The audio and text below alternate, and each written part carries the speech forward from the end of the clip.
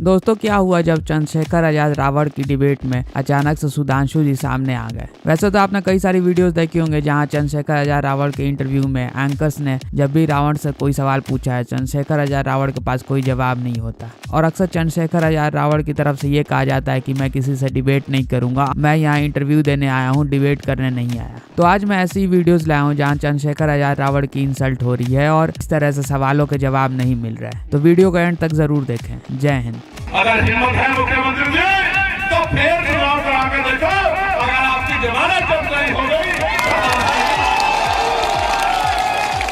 तो मुख्यमंत्री को चैलेंज करने उसके हाथ चुनाव लड़ना चला गया और मेरे हाथ जाए लगेगा में चुनाव लड़ने 7-8 विधानसभा है जिला बिजनौर में कोई से एक पे आ जाए, अगर जमानत जब्त करवा के नहीं भेजी तो हमारा नाम चड्ढा समझाओ, इसे समझाओ।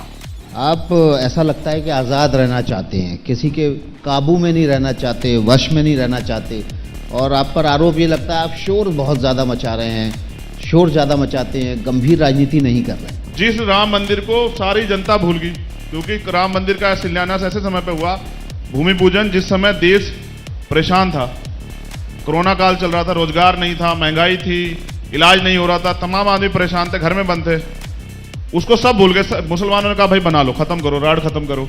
हिंदुओं ने भी कहा कि भाई बनाओ, मगर रोजगार कहां से आएगा? मंदिर रोजगार थोड़े दे देगा, जिनको देगा उनको मिल जाएगा।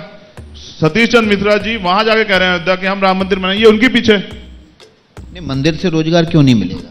किसे मिलेगा? जो पुजारी बनेगा उसको मिलेगा। मंदिर का निर्माण होगा, इंजीनियर्स को मिलेगा, मजदूरों को मिलेगा, मटेरियल सप्लाई होगा, उसको मिलेगा रोजगार और उसके बाद वहाँ पर पूरी इकोनॉमिक गतिविधि चलेगी। लोग वहाँ पर दर्शन करने आएंगे, वो फूल माला खरीदेंगे, प्रसाद खरीदेंगे, होटल में ठहरेंगे, बस से आएंगे, गाड़ी से आएंगे, ट्रेन से आएंगे, हवाई जहाज से आएंगे, पूरी इकोनॉमी घूमती है राम के आसपास। मैं बोला अभी कि अनुसूचित जाति, जनजाति, ओबीसी, मुस्लिम कहीं अन्याय होगा तो उनके साथ आप खड़े होंगे। आप सवर्णों को क्यों छोड़ देते हैं? राष्ट्रपति तो अनुसूचित जाति से आते हैं, हालांकि राष्ट्रपति की जाति का नाम लेना नहीं चाहिए। अगर उनका सम्मान हो रहा है किसी भी तरह से, उनको उस समाज से निकलकर वो सर्वोच्च पद पर पहुंचे हैं, तो इसके उनके होर्डिंग लगने में क्या दिक्कत है? कोई दिक्कत नहीं है, बड़े बड़े लगे। बीजेपी अपने पैसों से लगाए, सरकारी पैसे से। उत्तर प्रदेश सरकार क्यों लगा रही है? चलो मैं भी मान लूं कि राष्ट्रपति जी हमारी जाति के हैं, कोटि कोटि धन्यवाद करता हूं बीजेपी का, उन्होंने बनाया, मगर नहीं, बनाया बीजेपी की नहीं है, राष्ट्रपति तो देश के हैं। हाँ देश के है ना, मैं बता देता हूं। साथ आजाद समाज पार्टी के प्रमुख चंद्रशेखर आजाद, जिनको आप रावण के नाम से भी कई बार लोग पुकारते हैं, वो हमारे साथ जुड़ रहे हैं। चंद्रशेखर जी, आपका इंडिया टीवी पर स्वागत है। उम्मीद करता हूं मेरी आवाज आपको स्पष्ट मिल रही होगी। जी आ रही है। देखिए, आप सबसे पहले तो आपका जो बयान आज आया उसके बाद अखिलेश यादव भी बोले, तो लोग ये जानना चाहते हैं आपसे कि आखिर आपका समाजवादी पार्टी का ये गठबंधन क्यों नहीं हो पाया? हमारा प्रयास था कि उत्तर प्रदेश में भारतीय जनता पार्टी को रोका जाए, तो मुझे ऐसा लगा कि वो नहीं चाहते थे कि दलितों की उनको जरूरत है। चंद्रशेखर जी, आपकी अभी नई पार्टी है और आप कह रहे हैं कि अपेक्षा आपकी जैसी अपेक्षा थी उसके अनुरूप उन्होंने आपको ऑफर नहीं दिया। वो कह रहे हैं कि 2 सीट के लिए मैं तैयार था, मैंने उनको सीटें भी बता दी थी कौन सी है, तो आप ऐसा क्या चाह रहे थे उनसे? अब मैंने बताया ना, वो खत्म होगी ये बात, अब अपने दम दिखाने की बात। ठीक है चंद्रशेखर जी, हमारे साथ इस वक्त सुधांशु त्रिवेदी जी भी जुड़े हैं।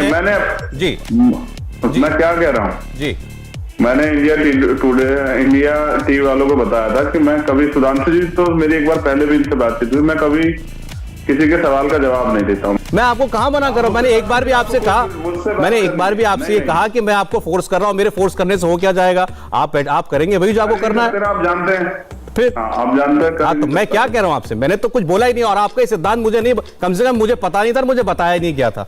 ये बात मैं आपके सामने स्पष्ट कर देना चाहता हूँ, ठीक है? तो लेकिन हाँ, तो लेकिन इसका मतलब ये नहीं ना कि वो बैठे सामने सांसद में कि वो बैठे रहे, ऐसा तो नहीं होगा। आपको आप मेरे सवाल का जवाब दीजिएगा, आप मेरे सवाल का जवाब दीजिएगा, आपकी मर्जी है। सुधांशु जी से आराम से बात कीजिएगा, कोई दिक्कत नहीं, आपका कोई सवाल है तो कर लीजिए, वरना धन्यवाद। कोई दिक्कत, बहुत धन्यवाद आप, बहुत धन्यवाद आप। ये परिचय कैसा लगता है आपको? एक दलित यूथ आइकॉन और दूसरा दलितों के दूसरे सबसे बड़े नेता उत्तर प्रदेश में मायावती के बाद। अब आपसे तो उम्मीद नहीं कर रहा था कि आप नहीं, मैं ये नहीं कह रहा हूं कि दलितों के बाहर यूथ में आपकी पहुंच नहीं है या आपकी अपील या फॉलोइंग नहीं है। मैंने ये एक नहीं बार और गरीब यूथ आइकन कह दो चल जाएगा। हर गरीब खुद में चंद्रशेखर को देखता है। पहले नंबर के कहूं तो कैसा लगेगा? अरे मत कहो, नेता मत कहो, आप कहो कि आप सबसे ज्यादा लड़ने वाले हो और देखो कितनी लड़ाई उठा के देखो कि सबसे ज्यादा भीम आर्मी और चंद्रशेखर आजाद आपको मैं बहन जी से आपका रिश्ता आज तक समझ ही नहीं पाया। मैंने आपके इतने इंटरव्यू किए, मैं हर बार बहन जी पर आपसे सवाल पूछता हूं, मैं समझ ही नहीं कैसा रिश्ता है। दोस्ती है, दुश्मनी है, खट्टा मीठा दोनों है, या फिर इस रिश्ते का परवान चढ़ना अभी बाकी है? तो वो मानती नहीं है रिश्ता और हम सामाजिक रूप से मानते हैं, इतना रिश्ता है। और क्या कहें बताइए, उन्होंने सिरे से नकार दिया है। इससे आगे बढ़ के आज हमें बात करनी चाहिए कि हम पे मुद्दे क्या रहेंगे। मुद्दों की बात तो तब हो जब आप अपने पत्ते खोलें, आप बताएं कि भाई मैं इतनी सीट पर चुनाव लड़ने वाला हूं, तब तो मुद्दों की बात करें। सिर्फ बीजेपी को हराने के लिए जाएंगे, ये भी तो कहेंगे इसको वोट दीजिए, इसको वोट दीजिए। हम तो अनुशासित वर्कर हैं। अरे पार्टी आपकी है, आपको ही बताना है। चंद्रशेखर आजाद को ही खुद बताना है कि चंद्रशेखर आजाद कहां से चुनाव लड़ेंगे, और आप कह रहे हैं पार्टी बताइए। हमारे यहाँ ना लोकतंत्र है। जिस राजनीति में सिर्फ पैसे वाले हैं, गरीब लोग नहीं है, उसमें कहीं ना कहीं हिस्सेदारी बनानी है। एक्टिंग है। भारतीय हूँ और अपने देश को तरक्की के रास्ते पर ले जाने के लिए मैंने राजनीति को अपना प्रोफेशन बनाया कि अब राजनीति के जरिए परिवर्तन करना, और उसके लिए हम लोग सड़क पर रहें या सदन में रहें, कहीं भी रहें, लड़ेंगे, लेकिन करके दिखाएंगे। बिल्कुल। लेकिन चंद्रशेखर जी, जिस तरीके से आपकी राजनीति में एंट्री हुई, जिस संगठन आपने बनाया भीम आर्मी, उसकी जब शुरुआत हुई, जितनी मुझे जानकारी है आपके बारे में, आपके संगठन के बारे में, मुझे लगता है कि दंगों से शुरुआत हुई, उसके बाद आपको जेल जाना पड़ा।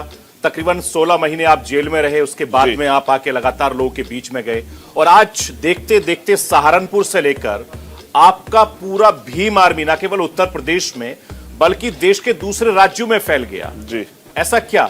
देखिए, आपने जो कहा ना, दंगों से शुरुआत हुई, तो गरीब शोषित पीड़ित कभी दंगा नहीं करता है। दंगे सरकार में बैठे लोग कराते हैं जिनको दंगों से फायदा होता है, क्योंकि दंगों से बंटवारा होता। मैं बंटवारे की राजनीति करता नहीं।